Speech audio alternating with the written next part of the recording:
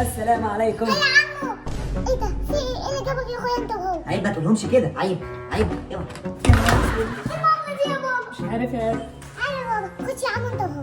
خش، ما انتوا طالعين في البخت. خش خش. الناس بتخش البيوت بكيس فاكهه، حلويات، جاتو. ايه اللي انتوا جايبينه ده؟ والله عيب عليك يا ريس، الدنيا غاليه والاسعار مولعه، فقلنا نجيب حاجه كده ونساعدك في الجهاز.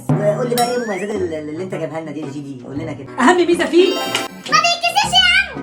ما بيتكسرش؟ بيخش الميكروويف وغسالة الاطباق بدونين. ودي مش هتلاقيها في اي شركه غير في جي دي. انا بقول بقى نقرا الفاتحه يا ابو نسب. ما انا قلت لك بلاش ابو نسب دي. وبعدين الفتحه مش حافظينها يا اخو. هنقراها على روحك انت وابنك. خد انت بتتكل من على الله، امشي حبيبتي.